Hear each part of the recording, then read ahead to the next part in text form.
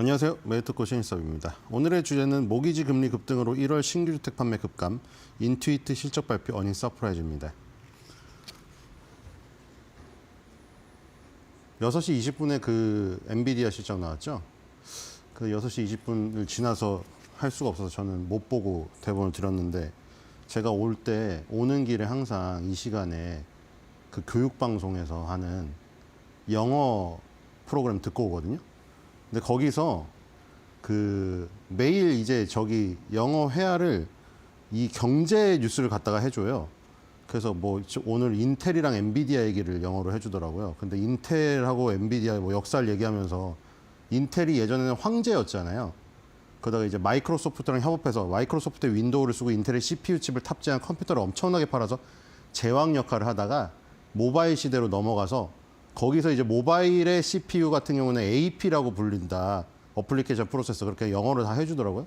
그래서 AP 시장에서는 이제 그 애플은 자체 칩 써버리고, 그렇죠? 통신 칩은 퀄컴 쓰고, 이러다 보니까 입지가 좁아졌죠. 거기다가 이제 GPU 시장이 커지면서 엔비디아가 뜨고, 다우존스 30에서 인텔이 빠져나가는 굴욕까지 당하고, 그렇죠? 엔비디아가 편입이 되고, 그다음에 CEO까지 교체되는 상황. 근데 이제 미국 기업이어가지고 단 하나의 그 안도감을 주는 게 미국 기업이었잖아요. 그래서 죽이질 않는다는 거죠.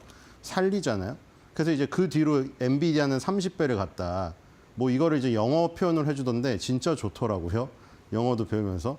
근데 그걸 듣고 오는데 이제 6시 20분에 실적 발표가 나오기 때문에 뭐 이제 저도 보는데, 일단 뭐 여러분들이 안심하는 뭐 실적은 나온 것 같아요. 근데 그 인텔 엔비디아의 이 지금 역사를 보면은 진짜 예전에 그렇게 황제였던 인텔이 이렇게 몰락할 거라고 예상한 사람은 아무도 없었겠죠. 그 시절은 정말 떵떵거리면서 엔비디아를 무시하고 짓밟던 시절이니까요. 근데 지금은 위치가 완전 바뀌었죠. 그래서 지금도 엔비디아도 지금 보면은 인텔이 그 당시에 정말 황제 역할을 했던 그 황제 자리에 엔비디아가 앉아있단 말이죠. 근데 누누이 지금 그 항상 유념해야 될 것은, 인텔도 그러했듯이 그렇게 자기가 쇠락할 것이라는 거를 자기 자신도, 오히려 자기 자신도가 아니라 자기 자신이 가장 몰랐을 수가 있다는 거죠. 가장 황제 대접을 받고 다 축하해주고 욕하는 사람이 아무도 없으니까, 욕하는 사람들은 저기 멀리 무인도에 있어서 소리가 들리질 않거든요. 그러니까 그런 거에 취하면 안 된다는 거죠. 엔비디아 같은 이 기술 섹터에 있는 기업들은 특히나 기술의 발전은 자신이 있는, 거기 속해 있어도 그 정도, 어느 정도의 속도인지 자기가 어느 위치에 있는지 가늠조차 할 수 없을 정도로 발빠르게 변하기 때문이죠. 요즘에 생성형 AI의 경쟁을 보세요. 오픈 AI의 챗 GPT가 뭐 정말 거의 뭐 압도적인 기술력을 가지고 다 휩쓸 줄 알았더니면 갑자기 또 뭐 딥시크가 나오고, 근데 또 딥시크가 나왔더니 그거에 대한 어떤 논란거리, 뭐 개인정보를 빼간다거나 뭐 그런 게 있다 보니까 또 이제 그록3라는 게 이제 앨런 머스크가 들고 나오고, 다시 또 이제 생성형 AI의 경쟁, 또 이제 불이 붙고 누가 이길지 알 수 없는 싸움으로 가죠. 그렇기 때문에 이 엔비디아는 지금 해자긴 합니다. 이런 생성형 AI의 전쟁 속에서 저 무기가 없으면, 그러니까 옛날에 그거죠. 골드러시 시대에 곡괭이가 없으면 아무것도 못 하는 거죠. 거의 청바지 입고 가서 뭐 기념사진 찍는 거 말고 뭘 하겠어요. 금광을 팔려면 곡괭이가 있어야 되잖아요. 곡괭이를 만드는 업체이기 때문에. 그리고 제일 좋은 곡괭이. 남들은 쇠도끼로 지금 그걸 파고 있는데, 저 엔비디아 금도끼 없으면은 지금 파지를 못해요. 그럼 똑똑한 AI가 못 나오는 거죠. 근데 그런 것도 인텔도 그때는 그런 시절이 있었다는 것이죠. 그래서 어쨌든 엔비디아의 블랙을 지금 발열 문제도 있고, 그래서 액침 냉각 얘기도 나오고 하는데, 엔비디아의 실적이 계속해서 이렇게 어닝 서프라이즈를 구가하면서 잘 나갈 때, 그때 더욱더 다지면서 후발주자들의 어떤 추월을 완전히 막아야 된다. 그러면 더욱더 오래 갈 수 있겠죠. 오늘 오면서 한 생각이고요. 자, 미국 신규 주택 판매가 나왔습니다. 지금 이거는 이제 연율로 환산을 했을 때 어느 정도인가를 알아보는 건데, 65만 7천 채 나왔죠. 68만 채가 예상이었어요. 이 중요도가 높은 지표에 속하거든요. 지금 뉴홈 세일스는 당연히 새롭게 만들어진, 새로 건설된 주택 판매 가치를 반영을 하는 것이죠. 그러니까 기존 주택 판매라고 있잖아요. 기존에 기존에 있었던 지어진 낡은 집들, 지어진 지 한 달 됐으면 낡은 집은 아니겠지만 대부분 기존 주택 판매가 이제 요 퍼센트지로 치면 80%를 차지합니다. 당연하겠죠. 기존에 지어진 주택이 많으니까 아무리 뭐 LA 산불이 일어나서 다 없어지고 해도 미국은 땅덩어리가 워낙 많으니까 지어진 집이 많죠. 그게 80%고 이제 신규 주택 판매가 20%를 차지하는데 좀 더 그 트렌드를 나타내는 데는 신규 주택 판매가 더욱더 중요할 수가 있죠. 왜냐면 신규 주택 우리 이게 이 계약 관계는 다 똑같아요. 부동산은 자금이 규모가 크기 때문에 한 방에 내는 게 없습니다. 그리고 그게 위험하기 때문에 당연히 중개사를 끼고 계약금, 중도금, 잔금 이렇게 나눠져 있어요. 그럼 그 계약금을 낼 당시에 계약서를 작성하는 날이잖아요. 그 계약서를 작성하는 날 그 시중의 금리를 반영해서 대출도 받고 이렇게 되겠죠. 그러니까 신규 주택 판매는 가장 최근의 모기지 금리를 반영해서 계약서가 작성되는 날 신규 주택 판매가 나오는 거죠. 근데 기존 주택 판매는 기존 주택이 판매가 되고 나서 나오기 때문에 그 계약을 했을 당시는 한참 전이에요. 우리 뭐 한 3개월, 2개월 걸리잖아요. 그러니까 그 예전에 2, 3개월 전에 모기지 금리로 했던 계약이 지나고 도장을 완전 찍고 이제 집을 넘겨받아서 기존 주택 판매가 된 거예요. 그리고 그 중간에 잠정 주택 판매가 있잖아요. 이거는 잠정적으로 주택 판매가 된 거예요. 이미 된 건데 뭐 최종적으로 돈이 안 넘어갔던가 집으로 안 들어갔던가 이거예요. 이제 기존 주택 판매로 이어질 것이죠. 잠정 주택 판매는. 이제 신규 주택 판매는 전체의 20%밖에 차지하지 않지만 더욱더 동향에 있어서는 중요하다. 그래서 신규 주택 판매가 더 중요도가 높은 지표에 지금 올라와 있습니다. 뒤로 가겠습니다. 근데 일단 예상치 하회했죠. 자, 예상치 하회에서 이렇게 지금 꺾여서 내려갔습니다. 65만 7천 건. 지금 이 2024년도 10월, 11월, 12월, 1월 했을 때 지금 예상치 하회 3번 나오고 예상치 상회는 2025년도 1월 달에 발표되었던 2024년도 12월 달치가 한 번 어닝 서프라이즈 나왔습니다. 이거는 연으로 환산했을 때 그렇다는 얘기예요. 뒤로 가겠습니다. 자, 그래서 퍼센트지로 보면은 전달 대비해서 무려 10.5%가 지금 급락을 했습니다. 이게 어느 정도 예상치를 하회한 거냐면 예상치는 2.6% 정도 하락할 것으로 예상했어요.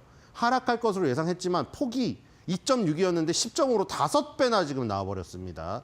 자, 그리고 이 YOY로 연율로 하면은 전년 대비해서는 1.1% 정도 신규 주택 판매가 감소한 거죠. 그리고 2달 연속 증가했었는데 감소세로 다시 돌아섰습니다. 일단 예상치보다 하회가 폭이 깊었다는 게 지금 나쁜 일이고요. 뒤로 가겠습니다. 자, 그리고 이 세 개가 지금 결국 나머지 신규 주택 판매마저 지금 낮아지고 있거든요. 지금 여기에 아까 말한 세 개가 다 있는 거예요. 여기 기존 주택 판매가 있고 여기 펜딩이라는 거는 잠정이죠. 그러니까 빨간색이 잠정이고 요 노란색이 이그지스팅이니까 기존 주택 판매고 기존 주택 판매랑 잠정 주택 판매는 이미 2022년에 꺾여가지고 내려가서 여기에서 놀고 있었죠. 근데 지금 신규 주택 판매가 계속 살아 있었단 말이에요. 새롭게 집을 사려는 수요가. 근데 새롭게 집을 사려는 수요조차도 지금 박스권 하단부로 가기 시작하기 때문에 만약에 얘도 깨져버리면 아까 전에 말씀드린 대로 이 80%를 차지하는 기존 주택 판매는 이미 여기 내려가 있는 상태고 근데 더 트렌드를 반영하는 20% 요것마저 깨져버리면 이제 주택 판매가 전체적으로 침체에 빠져버리는 지금 격이죠. 지금 상황이. 그래서 지금 예상치 하회가 나면서 끌어내렸는데 다음 달에도 만약에 여기를 내려가서 붕괴를 시키고 밑으로 가버리면은 그러니까 65만 채 수준이 깨져버리면 그렇죠? 65만 채 수준으로 깨져가지고 60만 채로 가버리면은 이제 기존, 잠정, 신규 다 망가지는 상황이에요. 이거는 그러면 물가가 계속 지금 에그 인플레이션 뭐 다 암탉을 집에서 키운다고 얘기를 했지만 지금 식탁 물가만이 문제가 아니라는 거예요. 이게 집값이 너무 높고 모기지 금리가 너무 세가지고 새로운 주택을 살 수가 없을 새롭거나 기존에 있던 주택이거나 살 수가 없을 정도의 물가 인플레이션. 우리가 지금 계속 1년에 여러 가지 경제 지표에서 확인되고 있는 거는 인플레이션에 대한 부담이 상당하다는 거잖아요. 미시간대 기대 인플레이션부터 쭉 봤죠. 미시간대 기대 인플레이션이 너무 지금 치솟아서 높게 나와가지고 가계가 부담을 엄청 느끼고 있네. 이거 했고 거기서 에그 인플레이션에 주도를 하는 거 또 받고 그로 인해 가지고 기업들도 서비스업에 지금 PMI가 50을 깬 게 수치가 나와버리고 거기다 이제 주택 판매조차도 이제 의식주에서 식하고 주가 지금 완전 흔들려 버리는 지금 상황인 거죠 지금. 식품은 에그플레이션 때문에 너무 비싸서 못 사고 주택 가격도 지금 너무 올라가가지고 지금 못 사가지고 주택 판매가 다 깨지게 생겼습니다. 자, 뒤로 가겠습니다.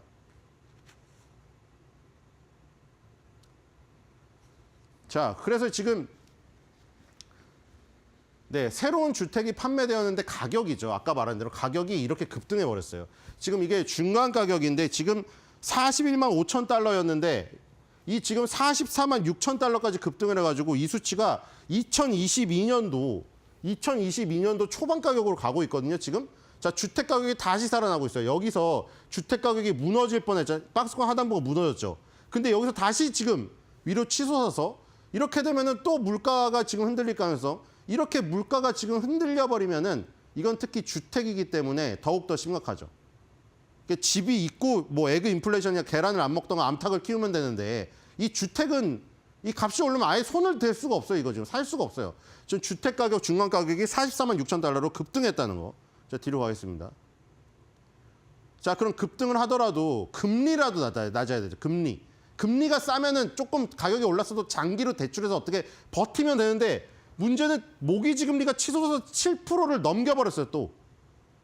그러니까 지금 여기 보시면은 초록색이 새로운 신규주택 판매잖아요. 신규주택 판매랑 이 지금 요 금리랑 모기지 금리 요거랑 그래프가 일치해요. 그렇죠?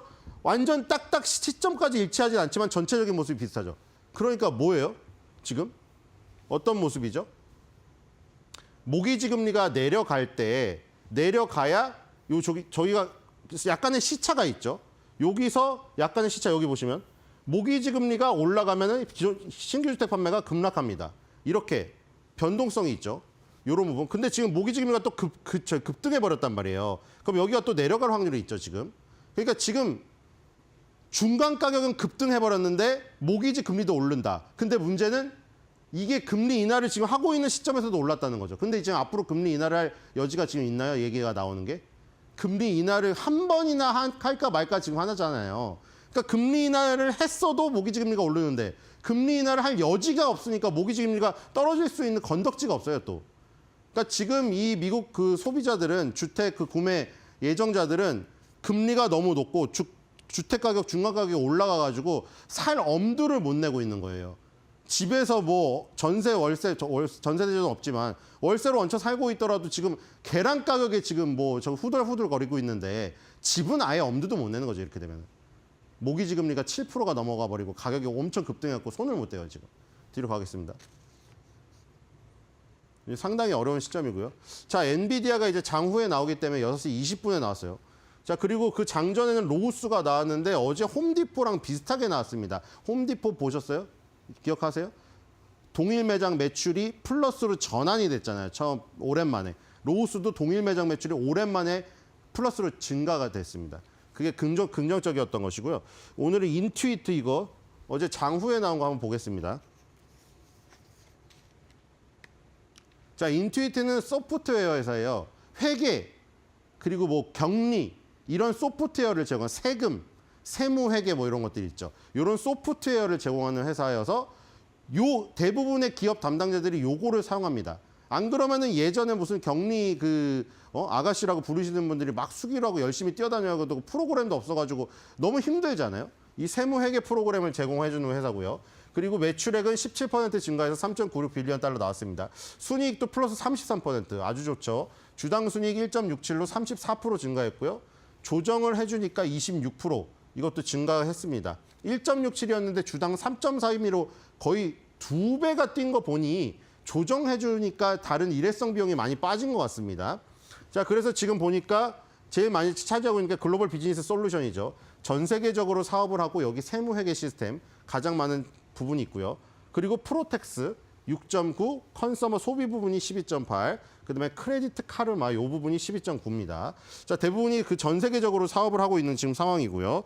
지금 매출액하고 이 매출액하고 주당 순이익 전부 다 지금 시장 예상치를 상회하는 어닝 서프라이즈가 나왔습니다. 뒤로 가겠습니다. 자, 여기서 지금 30.57 정도 오르면 725.50이 도달되는데요. 상당히 목표 주가가 지금 높게 잡혀 있는 모습이죠. 평균 컨센서스에 도달되려면 30% 상승해야 됩니다. 자, 뒤로 가보겠습니다. 의견이 스트롱 바이예요. 그리고 거기도 숫자도 꽤 많아요. 16개 의견이 있는데 원셀이 있긴 하지만 마이너리티 리포트고요. 13바이가 지금 나왔습니다. 스트롱 바이고요. 뒤로 가겠습니다. 자, 월봉을 준비했는데 정말 상당히 많이 올랐죠. 그리고 여기 이제 코로나 때 오히려 이런 것들은 더 올랐어요. 근데 저번에 줌 비디오 커뮤니케이션 며칠 전에 보여드렸잖아요. 줌 비디오 커뮤니케이션은 어떻게 됐나요? 캐시우드의 몰락과 함께 줌 비디오 커뮤니케이션은 2020년도 이하로 내려가 버렸잖아요, 가격이. 근데 캐시우드는 줌 비디오 커뮤니케이션을 이런 걸로 본 거예요. 근데 종목이 인투이트가 아니라 줌이었던 게 문제였던 것이죠. 그러니까 이 지금 인투이트도 사실 줌 비디오 커뮤니케이션과 약간 다르지만 같은 면이 있잖아요. 그렇죠? 온라인이고 집에서도 할 수 있고 재택근무에 유리하기 때문에 코로나 때 떴는데 코로나가 지나고 나버리면은 줌 비디오 커뮤니케이션에서 막 재택근무해서 막 줌으로 주고받던 게 그렇게 미래가 확 다가오지 않았던 거죠. 근데 인투이트라는 세무회계 프로그램은 달랐던 거죠.